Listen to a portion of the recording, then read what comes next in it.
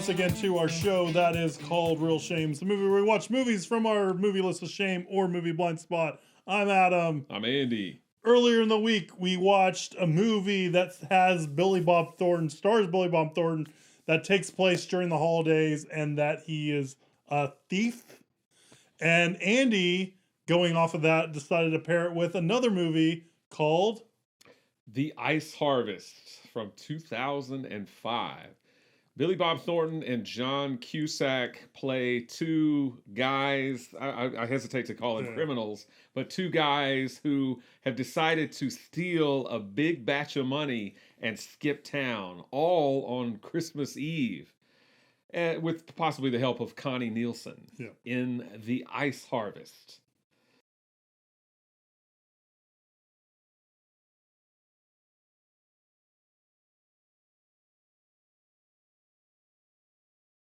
So The Ice Harvest, if I can get that out, is directed by Harold Ramis. I always said Ramis, but I looked it up, and apparently it's Ramis. Harold Ramis. He is obviously well known to audiences, particularly for movies like for Ghostbusters. He played Egon. But, of course, he is a director. He directed classic comedies like Caddyshack, Vacation, Groundhog Day. I know that's very beloved, as well as maybe not so classic comedies like Multiplicity and Analyze This and Analyze That. I mean, depending on where you fall on those. I make no judgment. Written by a guy named Richard Russo. He is a novelist. He wrote books like Nobody's Fool, which was made into a movie with Paul Newman. The sequel to that, Everybody's Fool. And then a novel called Empire Falls, which was made into a miniseries for HBO or something like that. Those remind me of the Midnight Run sequels. Yeah, Nobody's Fool, Everybody's Fool, Midnight Run for Your Life, all that stuff. So Richard Russo co-wrote the screenplay with a guy named Robert Benton. Robert Benton is a writer and director, a screenplay writer, that is, and director of movies like Kramer vs. Kramer with Dustin Hoffman, Places in the Heart with Sally Field. He directed Still the Night, Roy Scheider, and Meryl Streep in Still the Night, which is a Hitchcock wannabe film. And then he actually directed Twilight, not the Twilight you're thinking of. This is a different Twilight with Paul Newman. And he directed the movie version of Nobody's Fool, which was based on the book by Richard Russo, his co-screenplay writer of this film. It is based, The Ice Harvest that is based on a book by a guy named Scott Phillips. It stars Billy Bob Thornton as Vic Kavanaugh, John Cusack as Charlie Arglist. Connie Nielsen is the femme fatale Renata Crest. Randy Quaid gets to play, I would say, against type in this movie. He's the bad guy, Bill Gerard. Oliver Platt plays Pete Van Hoyten. And it's even got the guy from the Sonic commercials as the cop, one of the cops in the movie. TJ Jagodowski is his name in real life. And when I say the Sonic commercials, I mean the two where the two guys are sitting there talking about whatever food they're eating. Do you remember his name in the show? John Cusack, couldn't remember it. It's something... Tyler, I think, yeah. No, I'm just like John Cusack. He's like covering up his badge. Isn't it like R.J. Tyler? It's like R.J. Tyler, I think. I think you're right. So this is a movie that I have actually seen once before, but I remembered nothing. In fact, I got this confused with some other movie because I was waiting for a scene to happen in it that never happened. I'm still not sure what other movie I'm thinking of. Was it what? But so honestly, it was almost like I was seeing this movie for the first time. I don't know if I fell asleep when I saw this movie the first time. I have no idea, but I really could not remember anything about it. I just knew that it took place at Christmas time. It also stars Billy Bob Thornton, just like Bad Santa. So I thought it would make a good pairing with Bad Santa.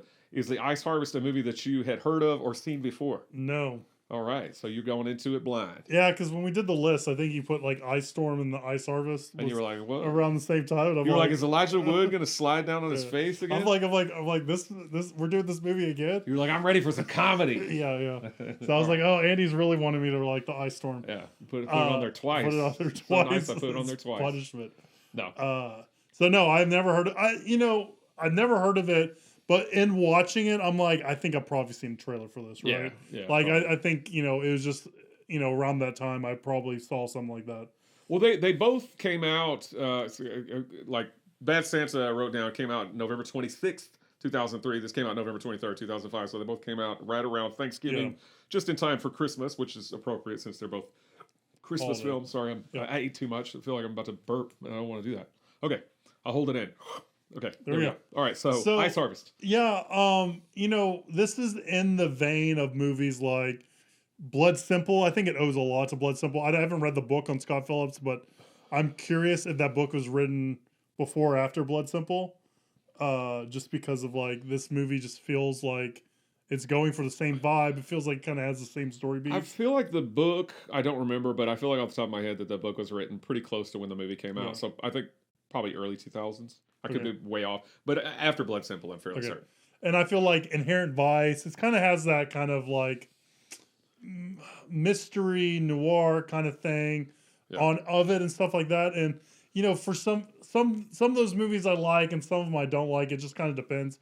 For me, it's hard to get behind a character that is just inept. Like it's just hard for me to kind of get behind and watch and root for a character that's just kind of bumbling and inept, because if they're not making the smartest decision or what seems like the smartest decision, then it's just kind of like, I'm just like, they lose me pretty easily, right? And so this movie, you have John Cusack, who's like very much in over his head. Like I feel like, in Blood Simple with the main characters, they're kind of also, they think they're going to do this simple crime and they also get in over their head, right? So it's just hard for me to kind of get on board with him. And, I feel like he does this a lot. Like, he has like, was it Gross Point Blank? Isn't also he kind of like bumbling? feel like this is like post like Say Anything and like the teen movies.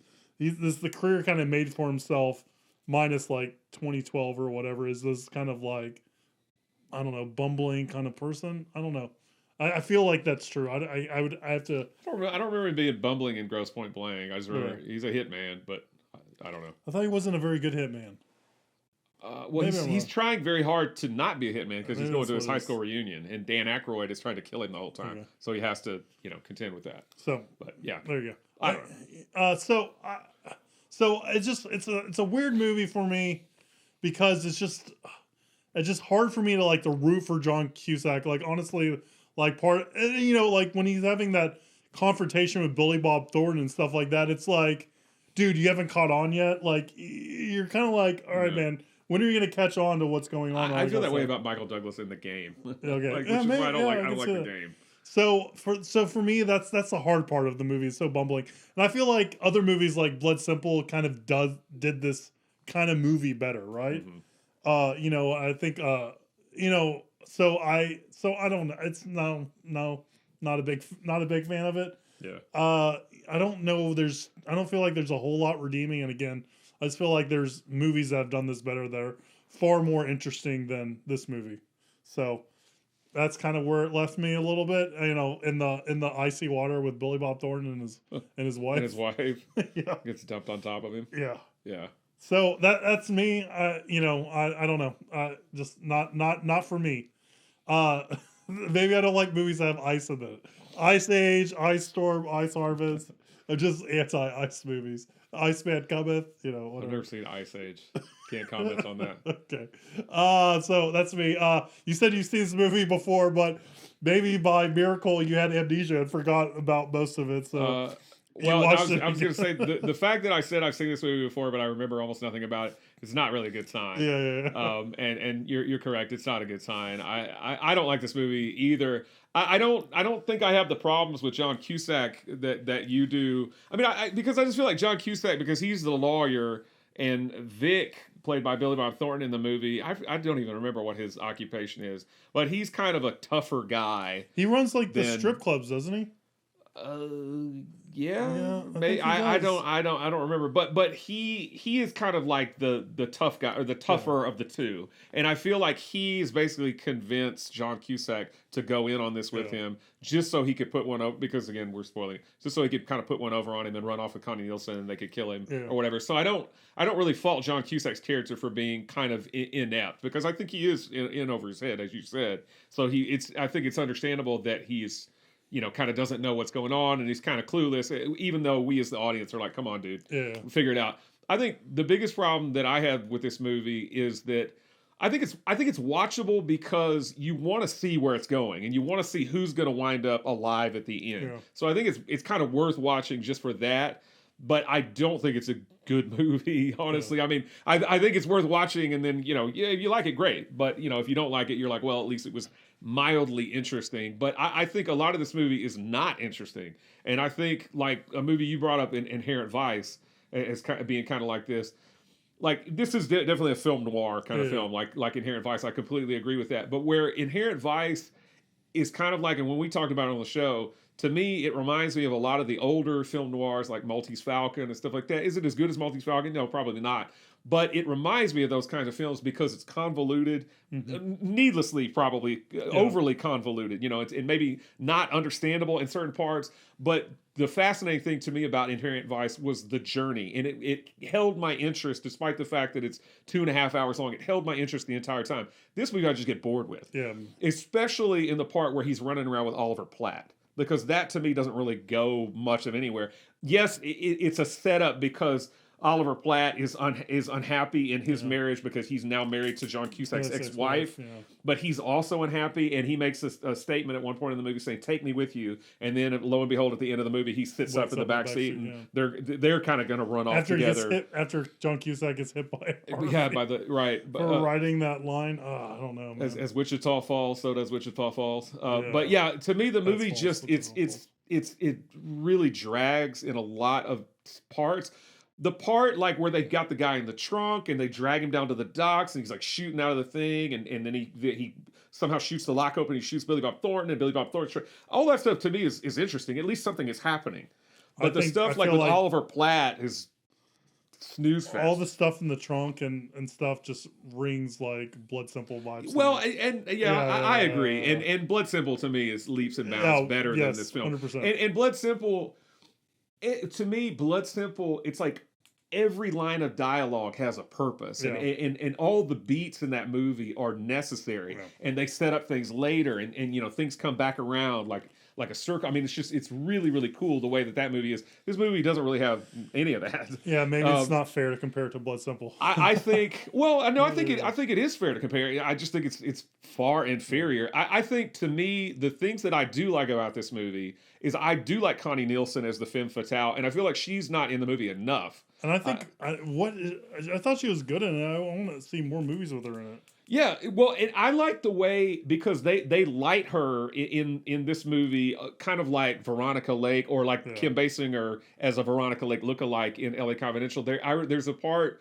and there's probably several scenes in the movie, but I remember the part where she's talking to him on the phone, and Randy Quaid's got her at gunpoint. They've got the light across her eyes, and she's got this bright red lipstick.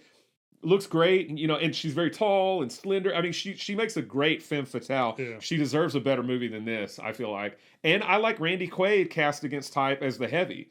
Because when I think Randy Quaid, I think of... He is heavy. When I think of Randy Quaid, I think of Cousin Eddie or whatever from the Christmas Vacation and the abysmal Christmas Vacation sequel. But I think it's cool seeing Randy Quaid playing, again, something that he doesn't normally play, because he's a tough... mean kind of gangster guy, ruthless gangster in this film. So I think Connie Nielsen and Randy Quaid should be transplanted into a much better film noir kind of movie, and let's get that going. Let's make that happen. I agree with that. But so this movie, I think, sounds like it's pretty disappointing to both of us. So maybe it's a good thing I didn't remember watching it the first time. Maybe you'll forget about it this time. Yeah, hopefully. And then you'll put it on the list next year for us to watch it. I'll make sure. Yeah, I was gonna say, obviously I like Bad Santa. I would definitely watch Bad Santa again somewhere down the road. Ice Harvest, we're done. Yeah, we're done with this one. All right, so are we in the minority, or where do the critics fall in this? It's rotten on Rotten Tomatoes. It's 47% fresh with a 43% audience, and Roger Ebert did like it. He gave it 3 stars. Oh. I didn't read his review, but he gave it 3 stars. Leonard Maltin only gave it 2 stars. Right. So, yeah, it sounds like it's kind of Yeah. So they're with us on that. So that was our review on Ice Harvest. Let us know what you think about Ice Harvest when you've seen it, or if you've seen it, down below. Sorry, one thing I wanted to ask you that I meant to ask you earlier. To me, I thought it was weird because the movie's directed by Harold Ramis, and everything I mentioned that he's directed, and pretty much I think everything that he did was comedies. Did you think this movie was funny at all? No. I didn't either. I think it's supposed to be like a dark comedy. I do too, but I don't even think it works as that. Yeah, I mean, I feel like dark comedies, black comedies go over my head anyways. Yeah. So I mean, I would just chalk that up to me. So I don't like I've seen other dark comedies, and I think I could tell they were dark comedies. Yeah. This I just felt like I mean, like, it wasn't the least bit funny, so I didn't see it as a comedy. And then, like, it wasn't very good as a drama. Yeah, so I was like, why? I just was curious why they got Harold Ramis to direct this. I just thought that was an odd choice. It just seemed mediocre. The whole movie is mediocre. Yeah. Sorry. No. I had to ask that. I just thought of it. Well, hey, and then we can ask the audience. If you think this is a black comedy, dark comedy, let us know. Leave a comment down below. Yeah. We'd appreciate that. All right. It's Wednesday.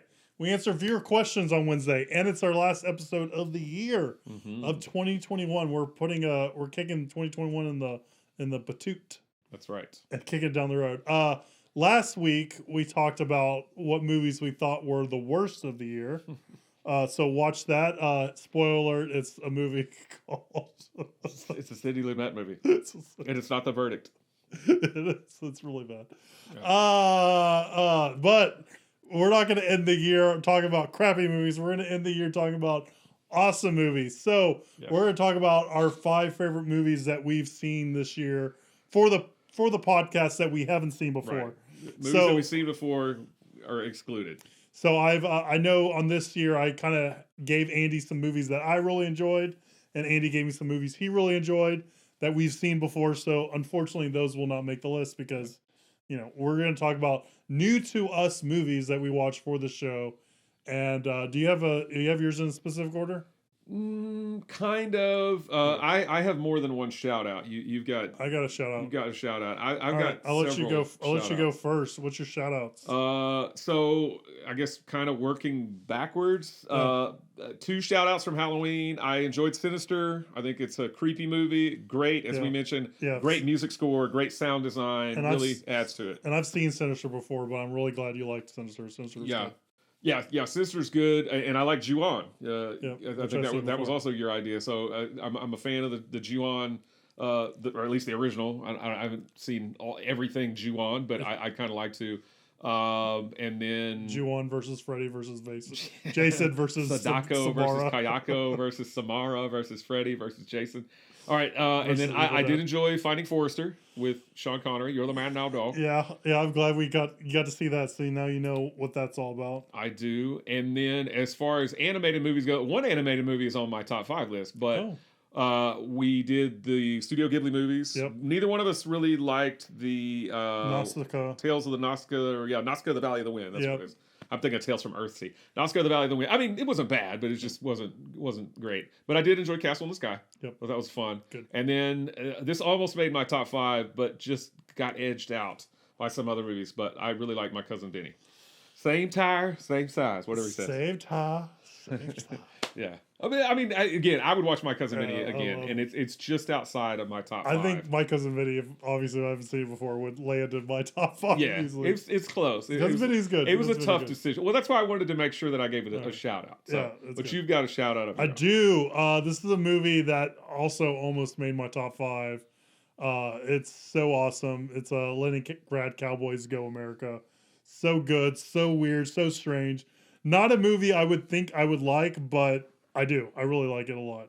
Yeah, I was surprised that you liked it, but I was pleasantly surprised that you liked it. I was happy that you enjoyed it. I still need to watch the Total Bialaka show. Yeah, and Leningrad Cowboys Meet Moses. I need to watch that. I have them. I just haven't sat down and watched them. There's a bunch of the episodes where I'm like, oh, I'm going to watch that, and I just still haven't watched it, right? Only so many hours in the day.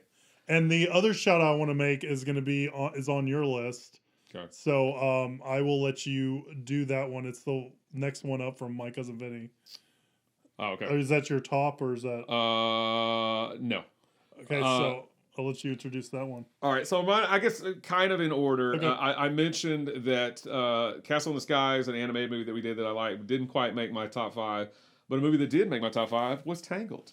I'm glad you like Tangled. I worry about you because we're older people.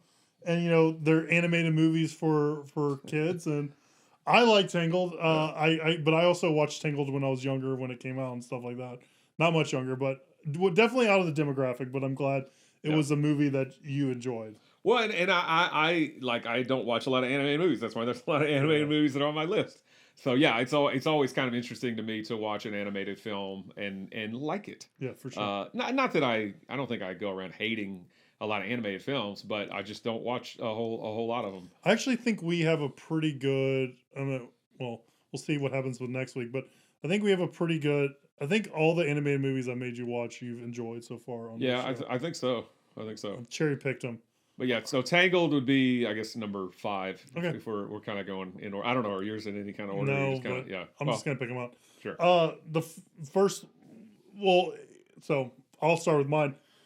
It's always cool to watch a movie that is well loved and well received, and then you actually like it yourself, right? Yeah. I remember when we saw Casablanca, that movie just wowed me. When we saw King Kong, that movie wowed me. It's really good to just watch like a really good old film that you've heard is good and stands up, right? Yeah. And I'm glad to say that I think Citizen Kane was also one of those movies for me. Usually number 1, number 2 of like the best movies of all time. It's like that, Casablanca, sometimes The Godfather. Vertigo, which maybe I didn't like that one. We'll sleeve that one under the rug. But I really liked Citizen Kane. We watched that with Mank at the beginning part of the year, and I'm glad that it held up for me and I enjoyed it. So yeah, and like I say, I don't envy you watching some of these movies that are like super critically acclaimed and super beloved, because it feels like there's a lot of pressure. Yeah. Like, oh, what if I hate this? And like everybody's gonna think I'm crazy or whatever. Yeah. I'm used to that by now. Yeah. So no, very cool. And of course, Citizen Kane now has a 4K. Criterion put out a 4K version of Citizen Kane. Criterion sponsor the show. Criterion. We've watched a lot of Criterion. We want to go to the Criterion closet and pick our I'm favorites. gonna pick Armageddon and people are gonna hate me. Hey, it's in there. Yeah, it's in there. So Criterion do us, because we've done like Kagemusha, Ron. And I'm sure we show no signs of stopping. We're gonna do plenty of Criterion movies that are in the Criterion coming up, collection. baby, and all that kind of stuff. All right, so number 4 for you. Number 4 is a movie that we mentioned when we were talking about the Ice Harvest. It is Paul Thomas. The one gap in my Paul Thomas Anderson filmography. Now he's got Licorice Pizza, which as we're filming this, we have yet to see, but we will see.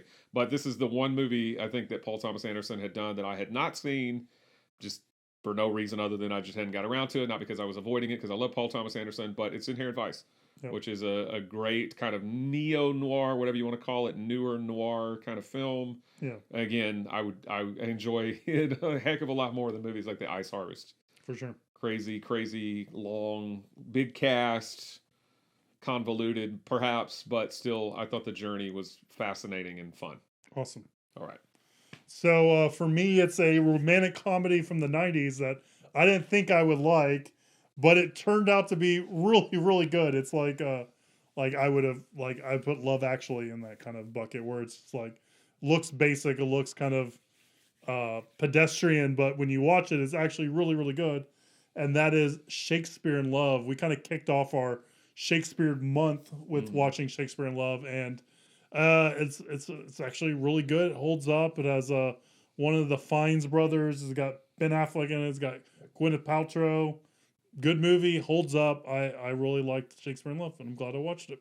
Yeah, I mentioned it when we reviewed it, but it gets hate because it won Best Picture over Saving Private Ryan, but I think it's a great film. I think Shakespeare in Love is great, and I don't hate it because it won over Saving Private Ryan. I don't actually mind that at all.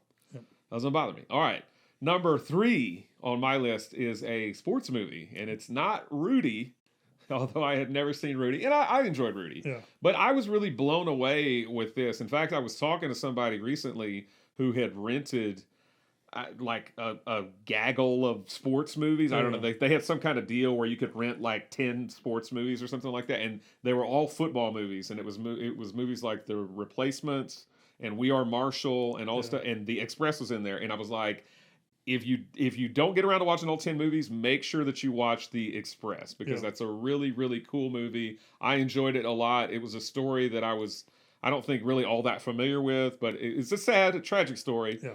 But I thought it was a very fun and exciting kind of, nice gridiron action movie. But The Express was a good football movie. I agree with you on that. That was one that flew under the radar. I don't think either of us heard about it until Yeah. I kind of was Googling around for movies to pair with Rudy, and I'm with you. I think it's a really strong, really good movie, and I'm glad it was one that we were able to watch. And it has the guy from Finding Forrester.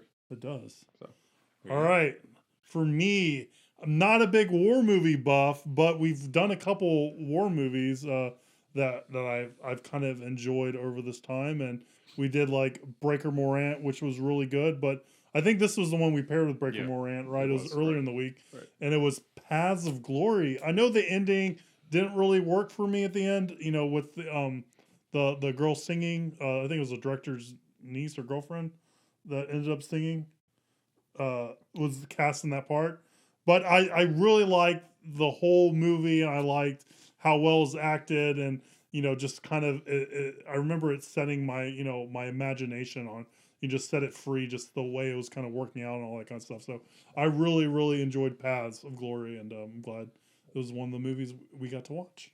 Yeah, well, it and Breaker Morant, I think, are so good because I think Paths of Glory especially is a timeless movie, and they're good courtroom dramas, which we're suckers for those kind of things like Few Good Men and stuff like that. Yeah, and not Find Me Guilty, but Few Good Men, those kind of courtroom dramas. So yeah, it's got that going for it. Yeah, for big sure. time. All right, so what are we down to? We're down to number two. Our final two each. A movie that still shocks me how much I enjoy this movie. I've actually watched it twice now, and I'm sure that I'll watch it again.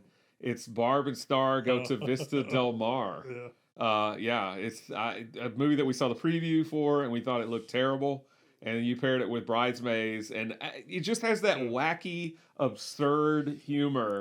You've got a talking crab that sounds like Morgan Freeman. You've got the Skarsgård guy. What's his name? Alexander Skarsgård. Running around singing songs on the beach. You got Reba McEntire as a mermaid. Damon Wayans Jr. Damon Wayans Jr. Yeah. I mean, it's a funny movie. And you got the guy great from songs. 50 Shades of Grey. Dorian Gray guy. Is that not Skarsgård? That's him, right? No. Oh, I don't know. He's the love interest. Isn't that Skarsgård? No. Who's the love interest? I can't think of his name right now. I thought that was him. No, I don't think so. Well, apparently we're not talking about the same movie. We're talking about different movies. That one was my my runner-up. My other runner-up was Barb and Star. I think Again, it's a really funny wasn't a movie I was interested in seeing at all. It looked terrible, but hearing some reviewers talk about it and hearing him compared to MacGruber, which I know was a movie you like, and hearing how like wacky and insane the movie is, and how the trailer didn't really give away the movie at all, made me really excited to see it. And I knew you're probably like, oh my gosh, Adam's gonna make me watch this movie. I was so like not looking forward to it just from the preview, because the preview looked stupid, but I thought it was really, really funny. I mean, I've recommended it to people. So that was one of my. I did a good friend thing there. You did. Yeah, you did. What? No. So I'm glad you liked it. Again, that just barely made it out of my top 5 for sure. But I have another comedy that I got to watch, and it stars the late great Scott Grodin, right? Charles Grodin. Charles Grodin, yes, and Robert De Niro, and that is Midnight Run. Yes. This is a movie also I heard some people talk about. I think when Charles Grodin passed away, a lot of people were looking at his filmography and revisiting some of those, and heard some good things about Midnight Cowboy. I haven't seen that either. Heard some good things about Midnight Run. You put it on the list for us to watch, and boy, did I enjoy it. I thought it was a really good outing with both Robert De Niro and Charles Grodin. I really enjoyed watching Midnight Run. Yeah, if I had never seen Midnight Run, it would definitely be in my top 5. That's a great, funny comedy and a great Danny Elfman lively score by Danny Elfman. I'm not a big Danny Elfman fan, but I love that score that he did for Midnight Run. I can play it in my head right now. It's so catchy to me. All right, so now we're down to my top movie of the year. Maybe a surprising choice. It was actually surprising to me, but I enjoyed this film a great deal, despite the fact that it has the depressing subject matter. But so I always like to say that I like all kinds of movies and I watch all kinds of movies. But I think the movies that resonate the most with me are movies that are heavily grounded in reality. And I think that's why I kind of gravitated to this movie so much. Again, I've never been in this situation, and I've not really known people that are like the main character in this film. I mean, I've definitely known people that were addicts and stuff like that, but maybe not to the extent that she is in this film. But I really like the documentary kind of feel of this movie, and I feel like that added so much to it, to the verisimilitude, as we've said before, of the film. But it's down to the bone. Deborah Granick's Down to the Bone, the movie that she did prior to Winter's Bone, the movie that kind of put her on the map. But again, not a movie that I'm going to sit down and watch over and over again, because it's not. I mean, it kind of has maybe a hopeful kind of ending, because she definitely wants to kick the habit and take care of her kids. But I just really, really liked the movie. I thought it was very, very well done. I thought it was superbly acted by Vera Farmiga and really everybody involved. But I really, really enjoyed it. Again, probably not going to watch it again anytime soon, but I would recommend it to anybody that likes movies that are kind of grounded in reality, you know, more kind of realistic, low-key dramas, especially this one, because it basically looks like it's a documentary, even though it's not a documentary. Nope. I think I remember enjoying Down to the Bone. I mean, we didn't watch that long ago, but for me, Winter's Bone kind of shined a little bit more. I enjoyed that a little bit more, but I think that is a great movie to have as your favorite that you've seen this year. Yeah. I would have probably put My Cousin Vinny over it, but... Oh, well, sure. Yeah. I know. That's me. I know. All right. My movie is one that really surprised me that I really liked, and is a pairing that... Oh, you know what? I just thought of another pairing that I should have added to my list for sure. Well, you can. No Time Like the Present. Yeah, because I was going to say The Man Who Would Be King was... Oh yeah. Even though I had issues with that movie, well, so you can have a combined. I think I'll do another shout out from The Man Who Would Be King, because you know, getting those two actors together, Michael Caine and also Sean Connery, was just a really good. I didn't like the movie as a whole, but their vibe was really good, and I'm glad Peachy Carnahan. Yeah. But I really enjoyed that, and I'm glad we got to experience that with another on-screen duo, and that is one of Paul Newman and Robert Redford. And it's not the Sting, because I don't like the interstitials. The music, and but Scott Joplin. It's Butch Cassidy and Sundance Kid. That movie was awesome. It was great hanging out with these two guys. It's great seeing these people, these men interact in the movie and all that kind of stuff. And I really, really, really liked Butch Cassidy and Sundance Kid. Even the Singing in the Rain bicycle part. Yeah. Yeah. So I know when we did that, I've loved that movie for years. I was not as high on it this go round, but I still really enjoy that movie. I do. The score is a little grating to me, but overall, I think that's a solid movie. I like it. So, all right. Well, now it's your turn. Let us know what movies you have. Some. Sorry. Yep. Go. I wrote this down because I was going to ask you. Not movies that we've done on the show, but movies that were released in the year 2021. I'm putting you on the spot. Oh. Do you have any idea? It doesn't even have to be like what the best. Like, what is one of the best movies that you feel like you saw in 2021 that came out? I know neither one of us have been to the theater very much. Yeah. But like, have you seen anything on like Netflix or Hulu or anything? Because like, what's the movie with Andy Samberg, Paul Springs or whatever? That was last year, right? Yeah, it was. So I really like that one. Yeah. Like Worth. I remember we both like Worth on Netflix with the Michael Keaton. That was good. Yeah. We watched Godzilla vs. Kong. Which was okay. Yeah, it was decent. We watched Mortal Kombat, which wasn't great. No.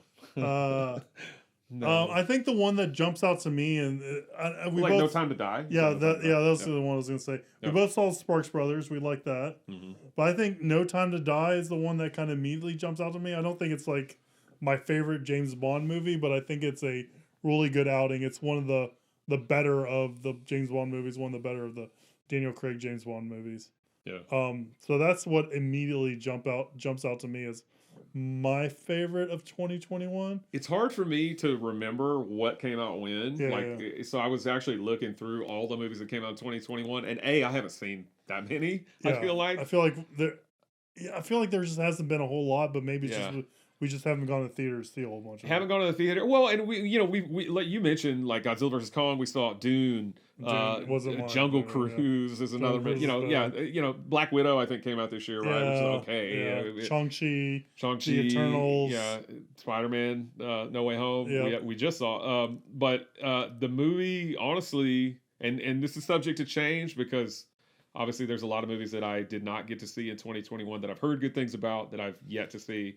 But for me, the best movie so far of 2021, and I feel certain that even if another film, Dune. I'm gonna say it's Dune. God no. Oh, I mean, really? I like Dune, but it's not the best movie that I saw in 2021. This movie might get displaced, but as of now, it stands firmly as the best movie I saw in 2021. It's Candyman. I thought Candyman was terrific. I thought it was really, really, like, I was shocked at how good I thought that it was. Like, because I don't know. It's not that I had low expectations, but I'm a fan of the original. Even though, again, when we reviewed it, not this year but last year, I thought it was a little cornier than I remembered it. But I was not super keen on them making another one. And boy, was I wrong. I feel like I thought it was really, really good. All right, very well done. So. I just thought I would put you on the spot. Yeah, I was gonna see if I could just find movies that came out in 2021 real quick, but I don't think it's gonna be something I can do relatively easily. So, that's what kind of jumped out at me was No Time to Die. I'll have to think about that a little bit more and figure out what it is. You can between this episode and the next episodes that we do, because we're about to film them. You can. Spit out your new choice. Amend it. You can amend your choice. I gotta make my list anyways this year. Yeah. So I mean, I don't even think I've seen 10 movies that came out in 2020. I mean, if we're just talking movies that I've seen, no matter what year they came out, but I've seen them in the year 2021, I could come up with 10. But if we're just talking about movies that were released in 2021, I probably can't even think of 10 movies that I would think are good. Honestly, I don't know. Yeah, I'm with you. All right. Well, that is our, in addition to that, our favorite movies of 2021. Let us know what movies you've seen this year that you like, both because of the show that we maybe watched and also because they came out this year. Maybe it's a movie that we've missed that we need to catch up on. And all the movies that we listed as our top 5 and shout outs, you should watch if you haven't already. Yes, for sure. 100% agree. Yeah. So I'll just end it like that. Thank you for watching. Please like and subscribe and share. And stay tuned next week as we watch some movies from Andy's List of Shame. And we can see if our animation love fest keeps on going or if it dies. And we'll see you soon, guys. Bye.